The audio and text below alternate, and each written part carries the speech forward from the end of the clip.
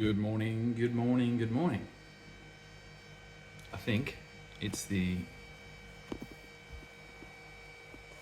30th of Jan. It's already first month gone of 2024.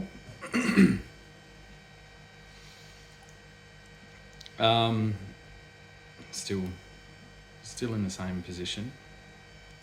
I spent yesterday starting to delve into constitutional law in both Britain and Australia. The beginning of what I can tell is probably going to be a lifelong obsession. And we seem to be, I think I'm starting to piece together some of the preconditions that led to this position.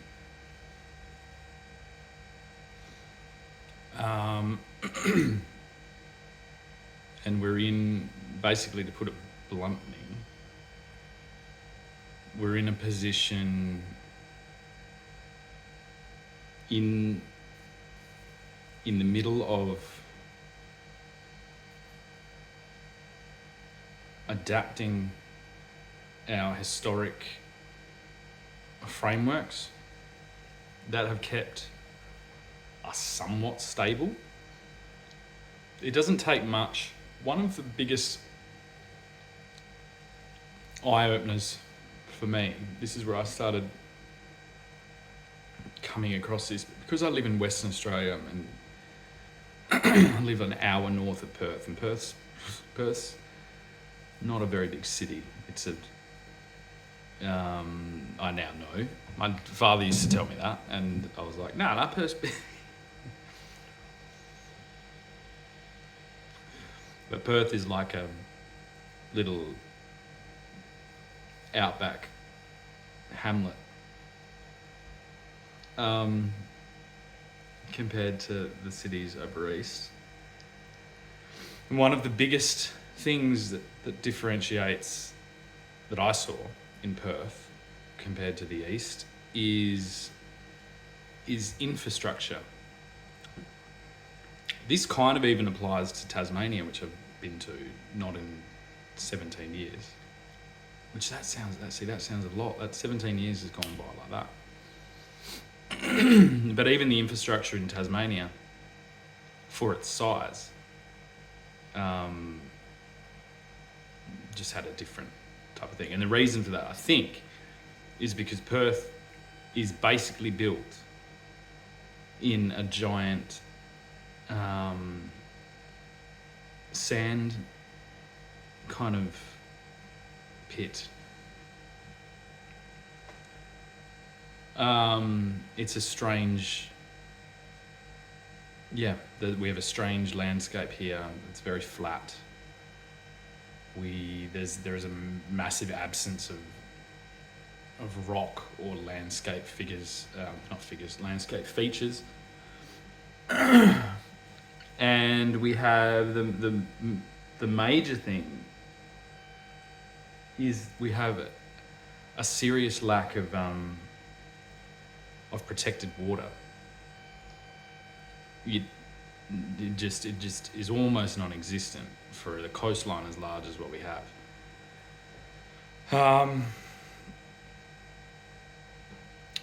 There one river of significance, basically, in the entire metro region, and we have like a bay in Rottnest, kind of, but the majority of it's just a flat coastline, and it's just hammered constantly into just a dry, desolate plain that rises up to an escarpment. And that's where I lived. I lived up there. Anyway, where am I getting to with this?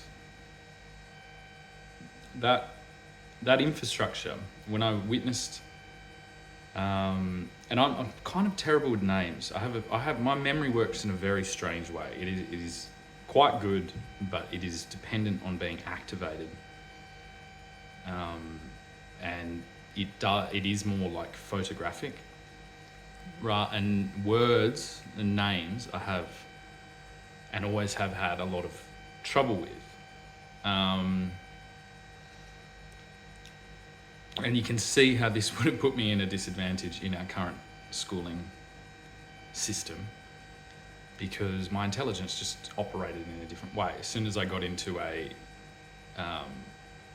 profession where that was a benefit, I learnt ways to get around the other issues, and I actually found that I had a heightened sense of, like, so say reading plans, making plans, dealing with physical objects, even conceptually, is where my skill set is. And it's not so much in words, and it's not so much in memorizing words, unless it's music. And even then, I still have quite a lot of trouble in memorizing lyrics, although that's hard because it's something that a lot of people don't do. So I don't actually know how. I mean, I did do it. I would learn 30 songs and I could do it. So I just don't know how that applies. Something to do with written. Where am I going with this? So the infrastructure. Sorry, I do this like I wake up, have my toast, have my coffee, and then go. And so I have a rough idea. I usually wake up with a rough idea because I think I explore this when I'm asleep. And just as I'm waking up, it starts concreting itself into existence. But I'm going to wander into this. So the infrastructure I witnessed on the East Coast, this was a lot in Sydney. Some of the stonework in Sydney, in some of the old harbours and wharfs and things like that I witnessed, I was just like, and these are like on cliffs and things like that in the ocean, and I'm just like, this is human ingenuity. And I know that they were doing this with such kind of prehistoric equipment compared to what we have now. But just the scale of it and the precision was so wonderful that it couldn't be ignored. And I did start realizing that we have a serious lack of that over here. And then I started thinking about what it would take to do something like that. And it's just not going to happen. So somewhere at some period of time between, say, Federation and now, something pretty major has happened to the world and to this colony and to this once empire. I still consider it an empire that we've lost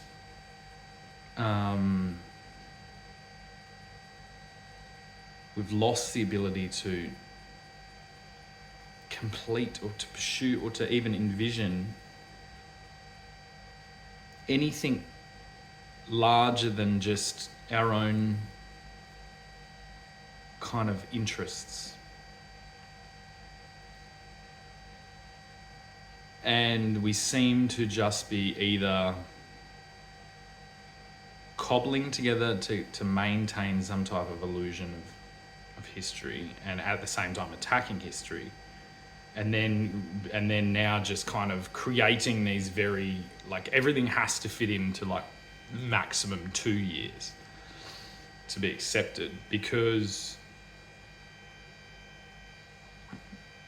it's like I think it's the people want the completion. The people that are putting this into, they want to see it in their term, or they want to see it in their lifetime. And so we're just polka dotted with these little envy projects. And we've lost that connection to, because and I can tell you what it is. It's the disconnection from the church. And this comes from someone who, one, as a young child, I was skeptical of those structures from the get-go. Like, I didn't learn it.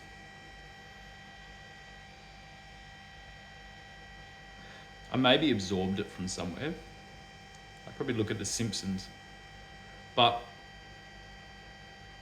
even still, I was instantly, I was like, this is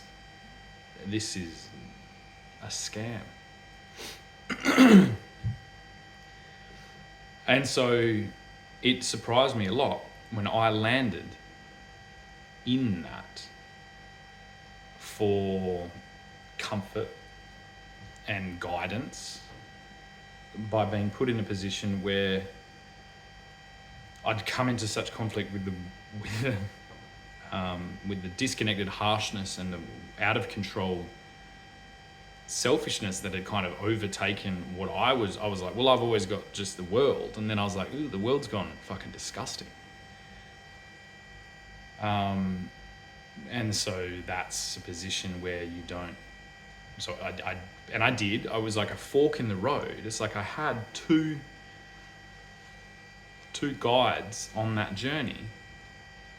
And one was because of, I've spoken about it before, because of my childhood, I just did have the bush as my playground, which is like, I'm very lucky to have had that. And I know that. But it's kind of weird because every kid can technically have that. It's to do with the parents allowing it. And even then, you'd be like, the way that I live would be probably considered like neglect in some places. So that makes it complicated again as well. But I had that connection to, and I do think there is a spirit of this place. There's a spirit of this place that is kind of just, and it laughs at a lot of our things. One of the things I'm constantly told by that presence is, like, in a kind of humorous way, is these white people, they love to write their name on everything. I remember I've been revealed this in a couple of ways, and it's true. It's like, to the Aboriginal eye, we've graffitied this place everywhere with tags, with names. And I do think it is a little bit, it's ironic when you do get people in certain areas complaining about graffiti, and they'll live on a street called so-and-so street. You know what I mean? And they'll go and work at a company that's called this and this, and that is the same thing. And the point I'm trying to make is that our culture has developed through that, and we are coming into conflict with the culture that developed in a very different way. And what we need to realize is that as our technology goes on, we're going to realize that more and more and more. And so we're going to come into conflict with our actions more and more and more. And this is kind of clear, like, they are playing around right now with with AI technology that is looking like it may be able to translate between dolphins and whales. Now,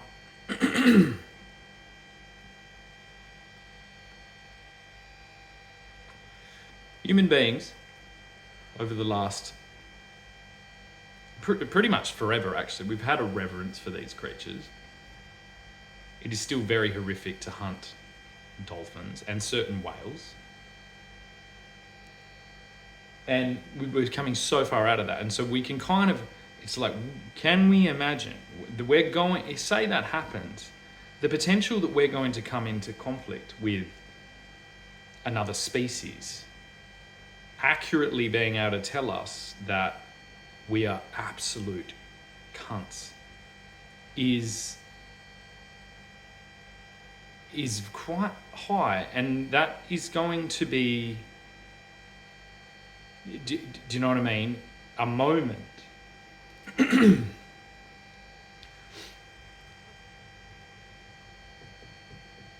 And when we look, see, I have to tread carefully here, because when we came here, we looked at the people of this land as a type of primitive animal or something like that. No, there are just tons of accounts.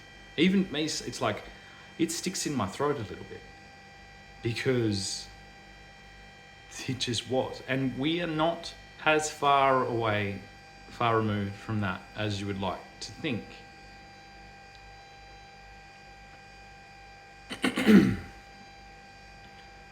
And the problem comes from translation. When you impose your culture and set your culture as the higher culture, then you can never hope to have accurate interactions. Because I know enough now, I know what, like, and I'm just a visitor and have just scraped the surface. I wasn't raised into that culture. I wasn't completely dependent on that. I'm like a snorkeler on the Great Barrier Reef, and I've had an interaction with a turtle. I don't, do you know what I mean? I wouldn't claim to be the fucking king of Atlantis based on that. And that's what I've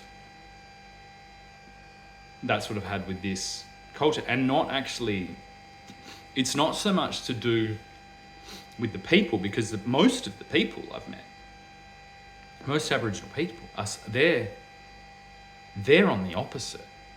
They're trying to incorporate with our culture, but don't have the developed abilities to do that, and are getting constantly coming into conflict with our system based on our structure that we've had for the majority of Western people thousands of years to develop. And what I am whatever got activated in me during this period, I didn't know was in there. I had no idea. I just started getting led into these certain behaviour. Oh, I've got to do this. Oh, I'm here to do this now. This is my duty here. This is what I do when this is happening. I can see this happening, so I do this. That's thousands of years of feudal conflict coming from Europe in my DNA, activated by things going on in a far different way, but still the same, because our conflict strategies are constantly changing. And these are things like we use a lot more, we use the law now rather than swords and guns in domestic conflicts, which is, thank God. But something about this, my deep subconscious analysed as a external threat to the security of what I considered to be my nation and my where my loyalties were, And it activated something that I didn't know was there. And so if that is part of our Western culture, we cannot impose that on people that have barely had 2 generations in our company. And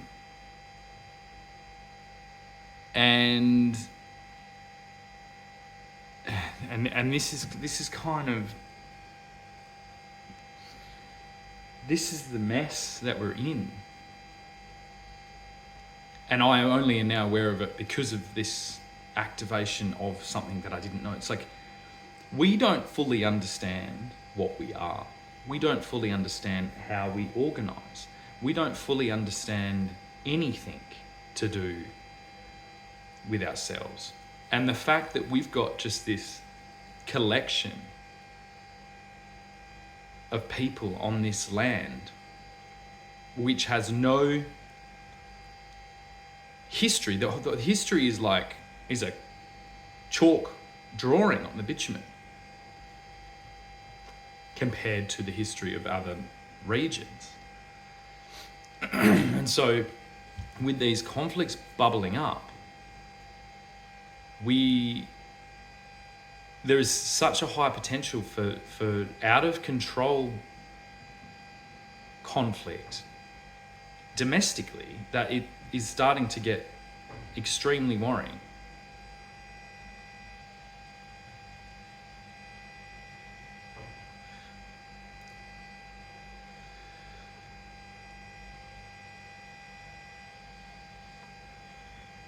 And whereas this is like where the major thing missing in comparison to other times where this has happened, when these colonies were established, if I look at it, I go, well, I saw a photo the other day, and this is because there's a lot of things bubbling up about this anti-Australia Day rhetoric going around. And it showed an aerial view of Sydney Harbour, and it said what happens when Europeans decide to build a country from scratch in 200 years. And it is astonishing. If I just think about the things I've seen on my drive around Australia, and I put away everything else, I go, yeah, it's astonishing. There are just massively successful towns and cities, and this is all positive. This is all a positive thing, but it's positive built on a foundation that was built on Christianity. And we are getting so far away from that structure that, and there's a lot of reason why. Like I've been extremely critical of the church in my time. Extremely. Like probably the most critical out of anyone I knew. And that is, so I know the potential out there, and I know that how this gets viewed. And now, unfortunately, I know how much of a susceptible position that puts us in, because the reason we could do that was because of that. Because we could get people from all different lands. We could land here as long as there was a respect for that institution and a respect for the crown. We could do it. Because they're two heavy things. If you look at a chessboard, that's how it goes. It's king, queen, bishops, knights, castles. There's a reason for that order.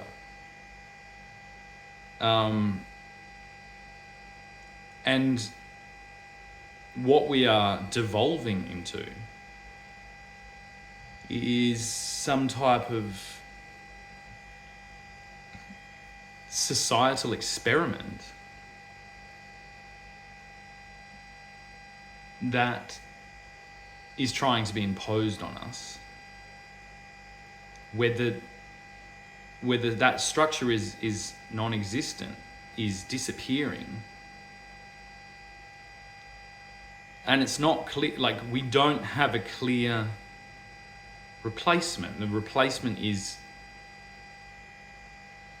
when it boils down to it, unfortunately, is some type of corporatism, is some type of like PR campaign for a conglomeration of companies that are trying to fill the place of God.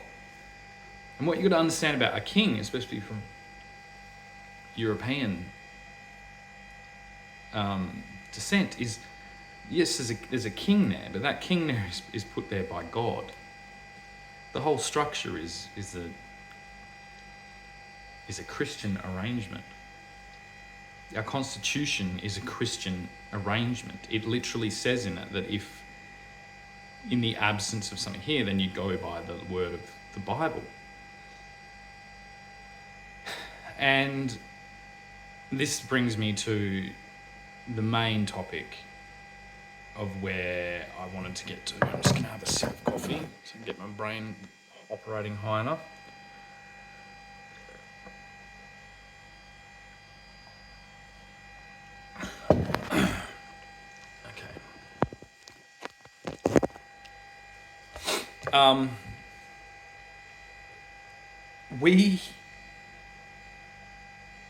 The major problem that we have going on right now is our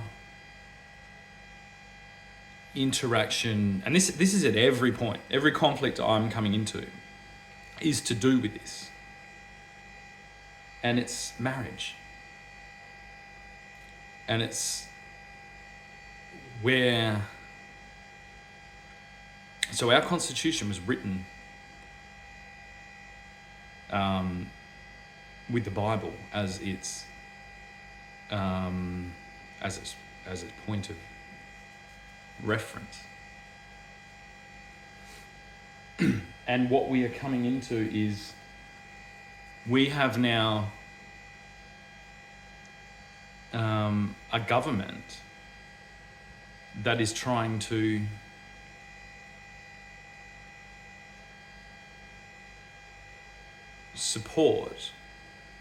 is trying to usher us into a atheistic society, and it is attacking marriage at any point it can and interfering with marriage at every point. And it's the same with the media.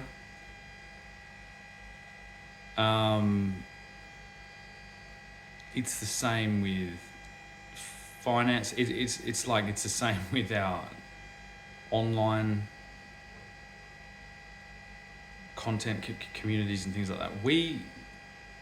Marriage cannot survive this, and I'm constantly torn between this because I've been smack bang in the middle of it. So basically,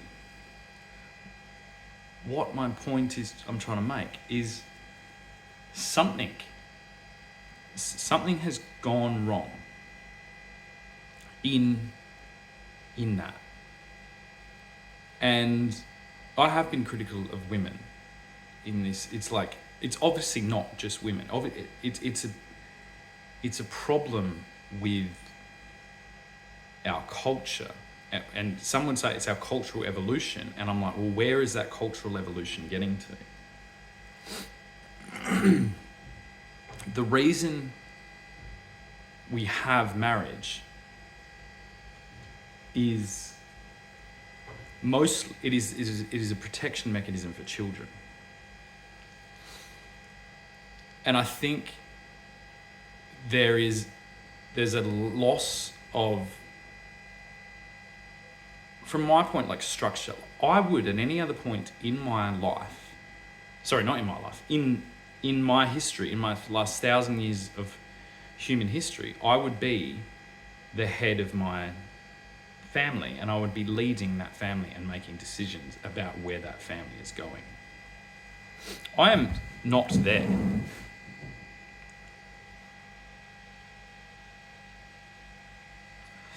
And the main, I'm not perfect, but none of my ancestors have been perfect.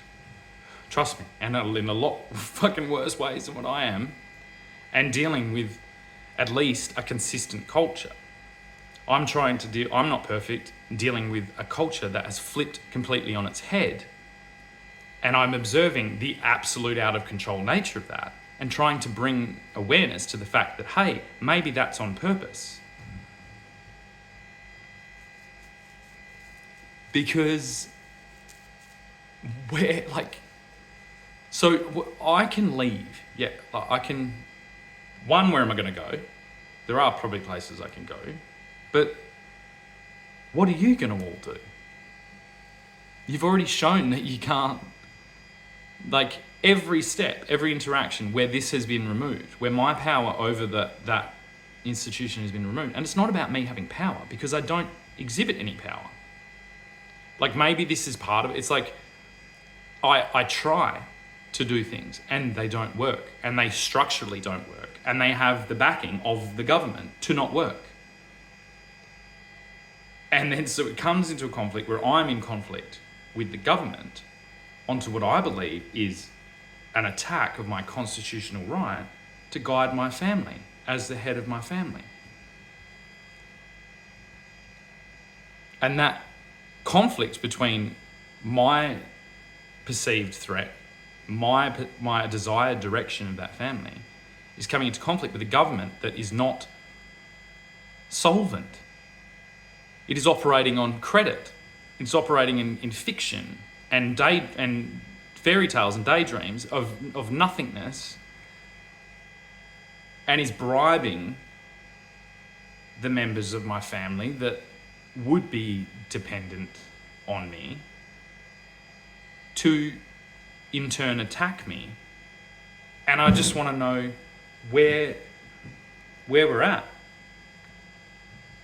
legally based on that. My structure of my intentions for the world that I want to raise my children into is backed by thousands of years of historic precedent of analysing my situation and choosing a path to go down that is going to bring a positive future to my family. And the fact that I'm here shows that they've done a pretty good job in that. The fact that I'm standing here making this argument shows that I obviously have some type of cultural backing to be sitting here and making that statement and not cowering off in a corner somewhere. And when collectively I look at government and I cannot see any path that we're going to based on the current government and even the current government structure, because government isn't just a job. Government isn't just a position to fill. You know, it's not something to just put on your resume or like a career path, which I think most people in that building and in that institution right now are looking at. Because most people don't want to do it. I don't want to do it. I would do it if I had to do it, but I don't want to do it. I've never wanted to do it. I want to guide my own life. And you can kind of see why. It's like, I've had enough trouble just trying to guide my own life under your fucking canopy. And now it's just become ridiculous where I've literally stopped. I've gone, no.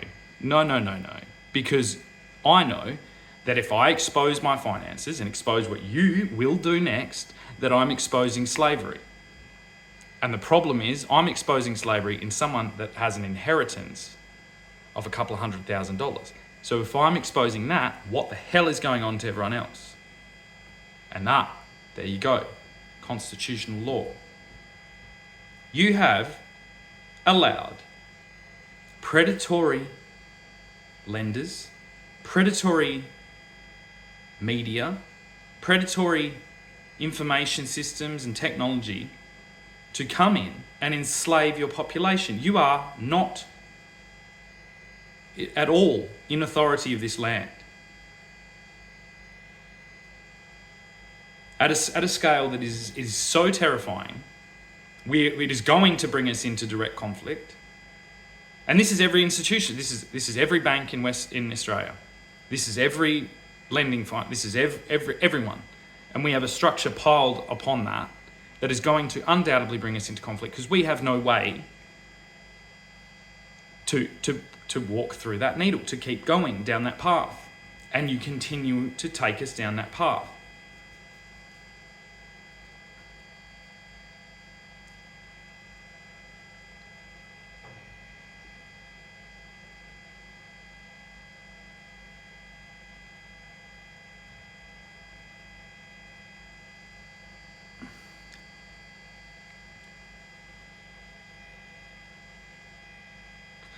The security of this country stands on the citizens of this country, defending this country, and nothing else.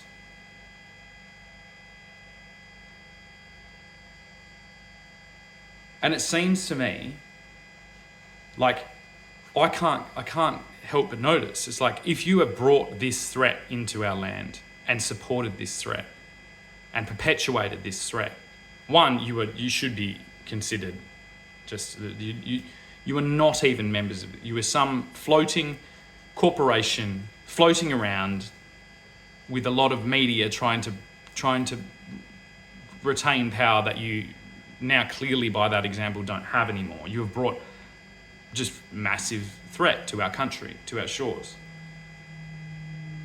You drank the Kool-Aid and continue down, and then continue to raise people into your structure that were going to toe the same line that you've been towing, which there is no way out of. And so you've left the Australian people with a mammoth task of trying to defend ourselves against creditors that are going to want their payment.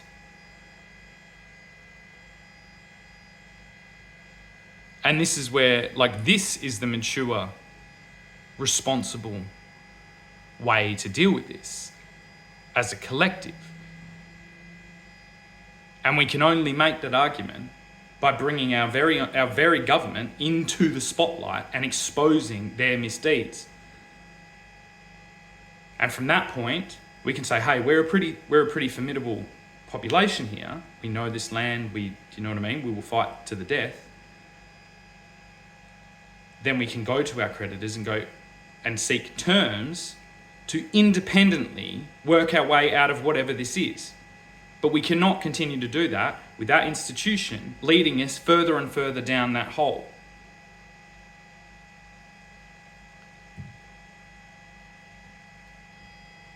We get a referendum for why were gigantic corporations involved in our referendum? Why? Why is an institution like Google, who I'm a fan of, I use Google, I have a Google phone, I use Google products, I use Google everything.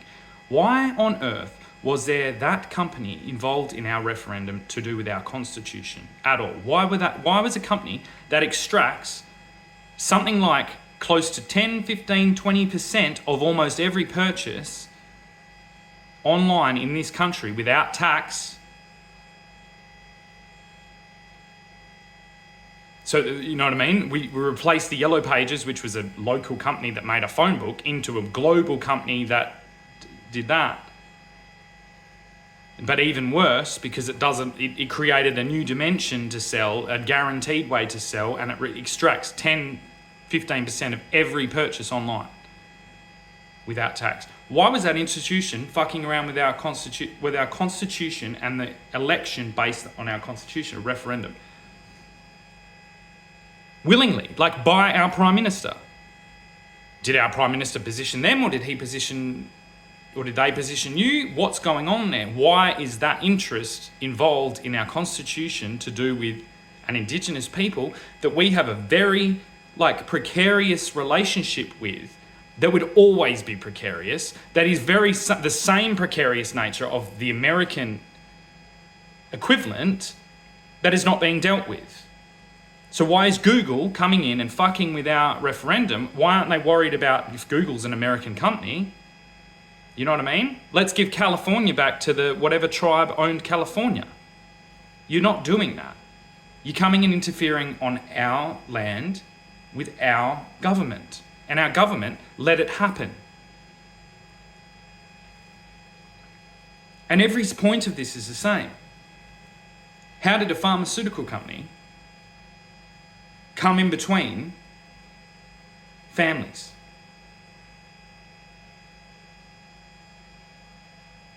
Squeeze its way in. We only knew about the threat because of this same mechanism.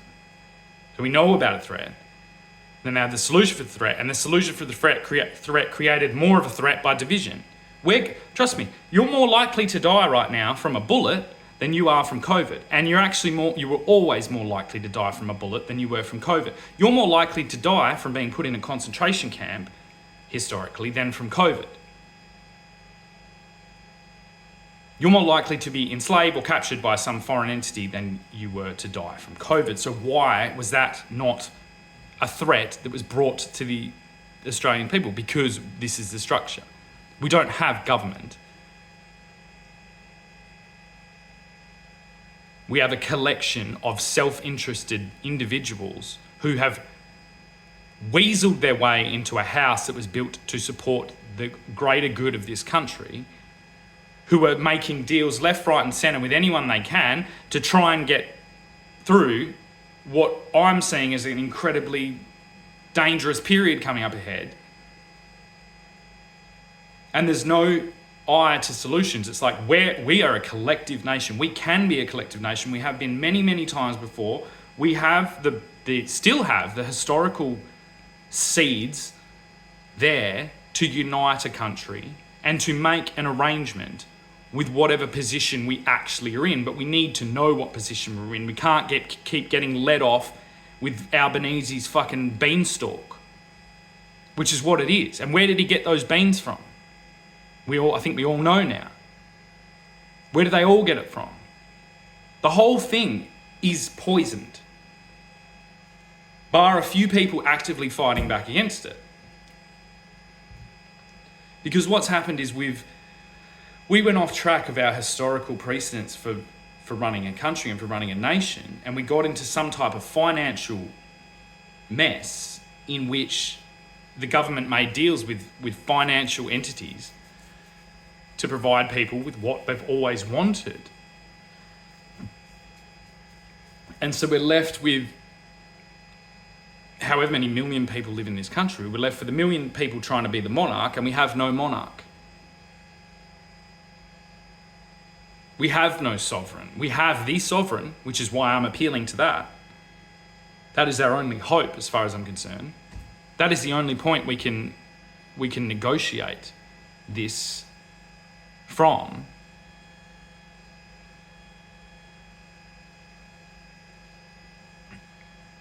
And not because of anything particularly important or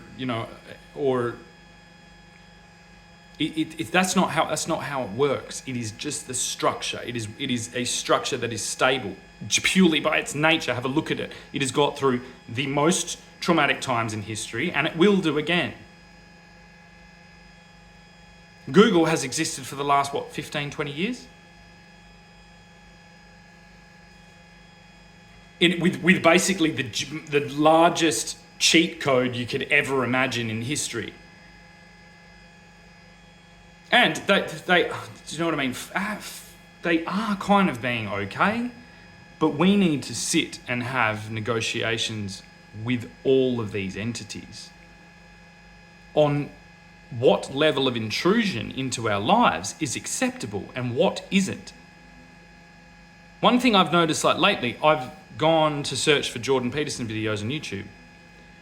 JORDANPETR. It takes me to get to the O before a suggested thing for Jordan Peterson comes up. I know your tricks. I know all of them. This is unacceptable. That's the equivalent of us saying Google started fucking the war, which they did. Google killed however many people to do with this vaccine, because you did. You continue on your pseudo-secretive defensive strategies while actively interfering with our constitution And we'll put your logo up on a spike. And this is the thing, this is what should be done, but it's not done. And the only reason I can do it is I'm not getting a kickback of whatever, however much they're just going to do it. If I was, I probably I'd toe the line. And I can say that, do you know what I mean? I'm not pretend enough to think that I would make any different thing, but this is who you've got. You've got me willing to do this. They did this to me and this is where I am and I'm willing to say this shit. And we can't negotiate with these fucking monstrosities with a soft hand. We just can't. That is slavery and I'm not going into it. If I'm already in a position of slavery and I just check the balance sheet off, watch the trajectory, watch $400 of fines turn into $4,000 of fines in 6 months by making an active protest. Watch a global payment gateway, PayPal, attempt to shut my account down based on a fucking phone call from someone they had no validation or anything to know who that was, right at a time when they were saying they're going to shut people's bank accounts down for opposing the vaccine mandates. All of this, I have the paper record, and then probably what you're going to do is you're going to then destroy the paper record? Go down that path. You haven't got castles, you haven't got history, you haven't got thousands of years of structure behind you. You are going to be burnt if you continue on.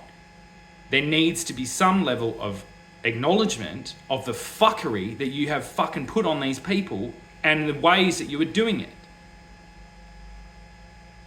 Because they're ways that we don't have developed or even instinctual strategies. Me finding it out was just because I have a lot of interaction in the environment. I'm 1% of the population. And I'm still not being listened to. So that's quite a maze you've made. It's quite a position you've left for yourselves. You've created the tech god. So who's the tech god? The tech god's someone who does tech things that's godlike. And they're untouchable because they're just a harmless nerd. It's like, no, you're not.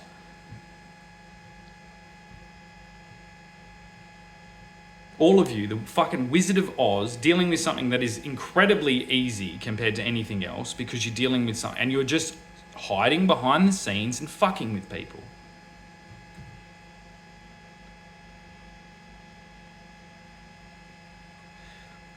Like digital hitmen, hired guns, selling your services as some type of services. How do we get away from this? If I go sell mirrors and I pump those mirrors full of cocaine, I go to jail.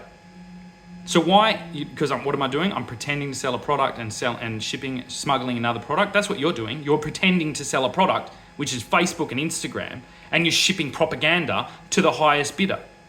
You're shipping the direction of the world to the highest bidder. And it started harmless enough. It just started with advertising and AdWords and ad clicks and all that. I understand the trajectory you were on and how it must have been tempting. It's like, well, we've got old fucking someone here wants to do this and we wants to do this. Let them go.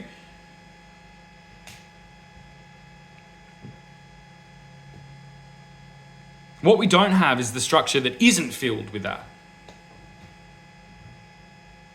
Or perhaps is filled with that, but knowingly. Like what our government stations used to be. It's like, you watch the ABC, you know it's sponsored by the government.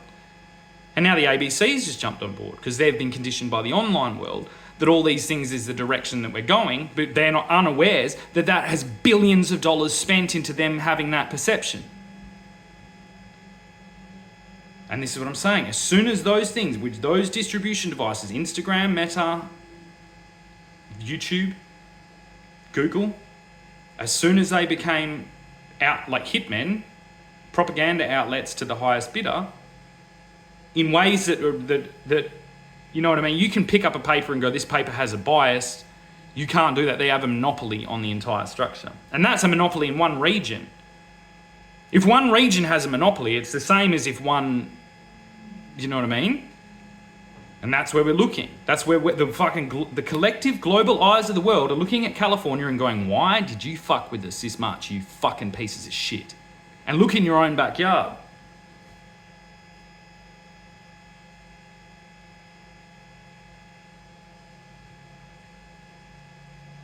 And this is my presentation yesterday about having a digital parliament.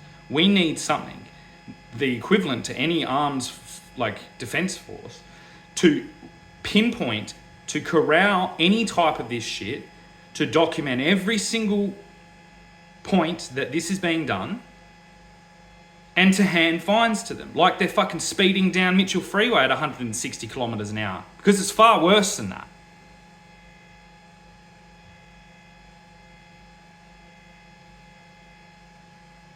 Where do I stand if I'm driving down the highway and the highway says 100, I can't do 160. Say the highway says 110 because that's a legal speed limit, 110, but it's actually 60.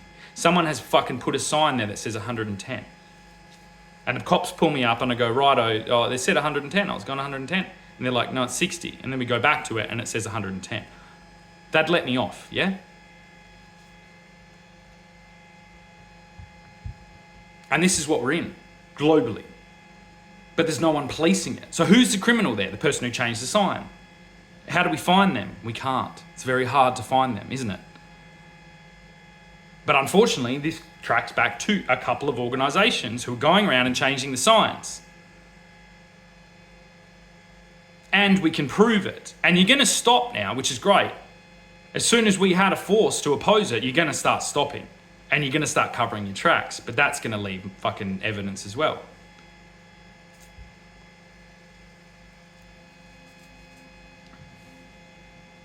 And then where does this connect to? That's global finance. So Google was owned by the people. And who is it owned by? Let's get demographic reports on what demographic of people in our country own shares in this. And that's where I get back to the generational war. We are in a generational civil war that is disconnected to do with finances, that is existing in the metaverse, while being backed by financial property on their own people, which is civil war. What a mess to be in. Generational civil war in a conceptual environment that we are going to adopt, that they don't understand. What a grand fucking plan you tried.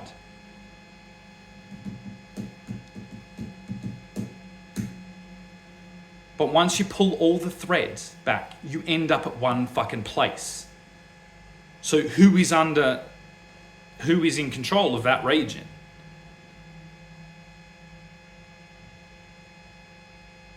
Mr. President, are you in control of that region? Because your region is fucking with the world. Are you even in control of your own body autonomy at this stage? If we had Bassendean, you know what I mean? Like, there's always these things where we've got these Nigerian scams. You know what I mean? Like, if that got bad enough, we'd fucking bomb the fuck out of Nigeria.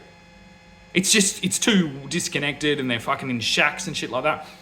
This isn't that. This is, we have one location on Earth with some of the biggest companies in the world who have purely ridden the technological advancement to God knows where they actually got that technology from. And they're not using it for the betterment of the world. They're using it to infect the world with whatever toxic ideology is wanted by whoever is paying them the most money to do that job. They're hitmen. They are assassins.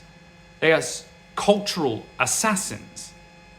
Hired hitmen to assassinate the historic connection we have to a culture that has been stable for 1,000 years. In a country that's not even, 400 years old? In a state that's only, 300 to 200 years old? In a technology that's only 30 years old? Ambitious, yeah, ambitious. Short-sighted, yes. Destructively impetuous, yeah, all these phrases come to mind when I think about that.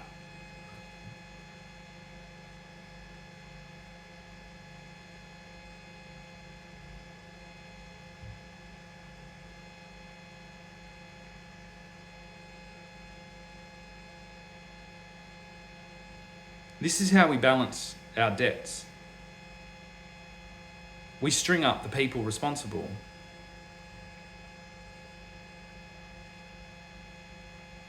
And we fine them. We don't fine the father of 4 trying to run a business. We don't multiply his fines for having to put his life and fucking reputation and business on the line times 10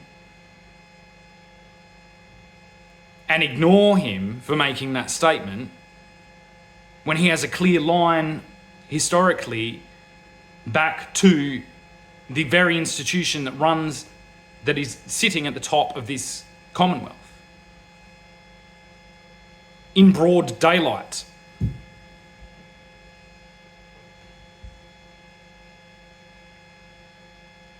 And if that is the way you're going to go, you better start making it very public. You better start drawing up some actual public presentations about what you're going to be doing now that these accusations have been made, which is the same. And that's directed at every member of government in this country right now, who is clearly just has no idea what an oath is, has no idea what duty means or honour means or anything like that. You are just a floating speck on an ocean of corporate dirty money floating around like a magnet being pointed in whatever direction they fucking tell you, like a compass. Like a paperclip on a bit of fucking thing, and the compass is just telling you where to be. And you've lost any line of honour or anything like that. I'm not saying this in Britain. I'm seeing Britain as Britain knows what Britain is, and Britain knows what Britain does, and Britain knows why Britain's still Britain.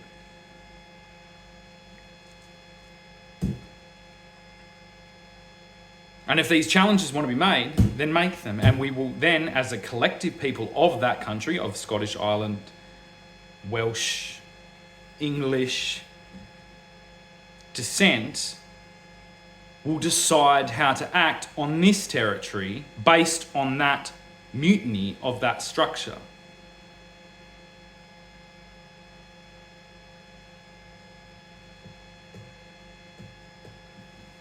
All right. Well, that's an hour. I finished my coffee. Said a lot. I'm hopeful. I think self-preservation is a rather large instinct in both individuals and companies. And yeah.